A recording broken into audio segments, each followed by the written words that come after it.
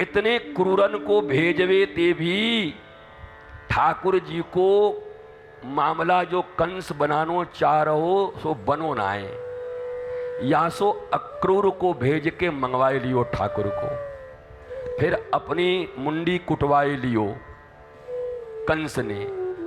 अब एक बार जरासंध और काल यवन दोनों मिलकर आक्रमण कर दिए, बड़ी बार आक्रमण हुआ और ठाकुर जी ने भागना उचित समझा, भाग गए। बलराम जी बलदाऊ जी बोल रहे थे, लाला एक बहुत बेइज्जती की बात है, देख लाला हम ते रहो ना जा, मार देंगे मूसल, हम बताए दे रहे हैं, हल लेके हम भाजे। अब कन्हैया कहें दादा दादा वो दादा दादा कुछ कछु तो हम आपके लाला हैं, कछु समझे।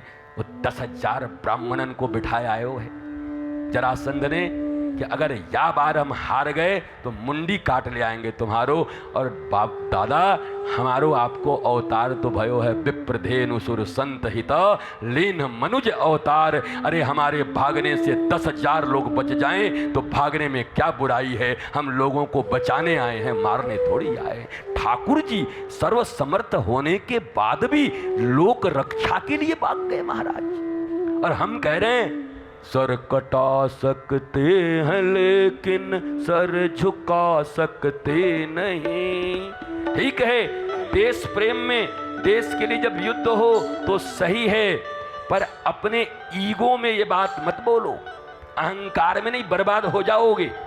सैकड़ों बार अपने ठाकुर के लिए सर झुकाना पड़े तो झुकाने को हम तैयार। अरे सैकड़ों बार क्या, सरई कई बार झुका दें पूरा, तो सर झुकाया भगवान ने, और सर झुका के अर्थात भागे, जिसको पलायन कहा जाएगा, भाग गए। परंतु आज भी दुनिया में कोने कोने में करोड़ों लोग जो सनातन संस्कृति में आस्था रखते हैं, जो भगवान को जानते हैं, मानते हैं, वह रणछोड़ राय के रूप में, ये जिंदगी रण में रहने के लिए थोड़ी मिली, हमेशा रणभूमि में खड़े हैं, ऐसी जिंदगी जी के क्या करेंगे। मानो भगवान ये संदेश दे रहे हैं, ये जीवन प्रेम का है, आनंद का है।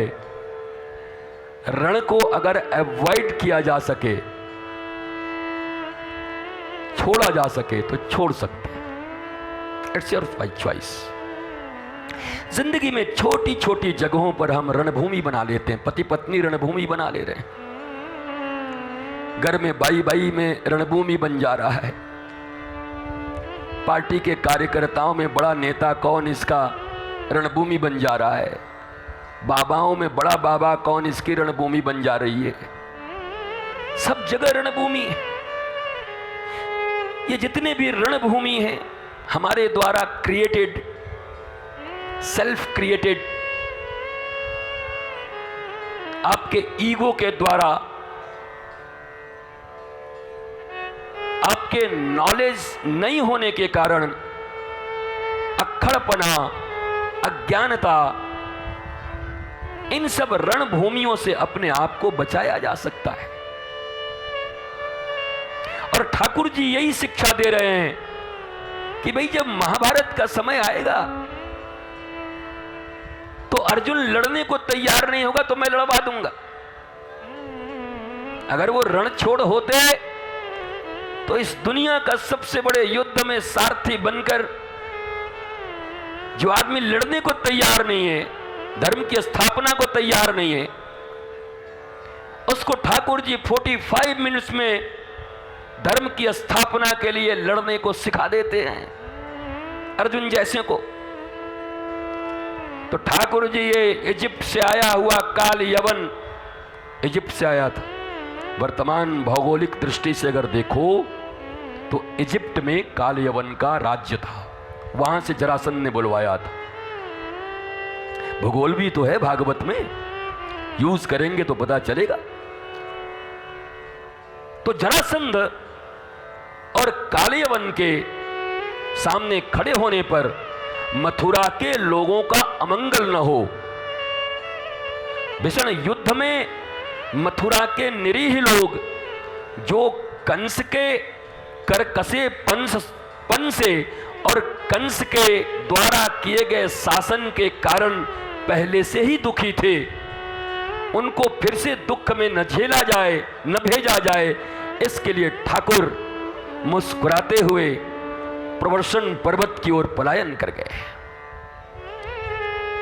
और ऐसा नहीं कि छोड़ दिए, कालियवन जो आया था उसकी ऐसी तैसी कर दिया भाग के ठाकुर जी ने। इतनी कब किसको कहां मारना है, किस शत्रु को। मथुरा के ऊपर में युद्ध का भार और युद्ध के कारण फिर टैक्स न बढ़े, युद्ध के कारण वहां की प्रकृति में कोई विनाश न हो, भगवान ने उस युद्ध को शिफ्ट कर दिया बहुत इजीली प्रवर्षण पर्वत पर, और काल यवन का काम वहां पर तमाम करवा दिया ठाकुर जी ने। ऐसा अगर रणछोड़ राय बनना हो तो रोज बनना चाहिए ठाकुर जी की कृपा से।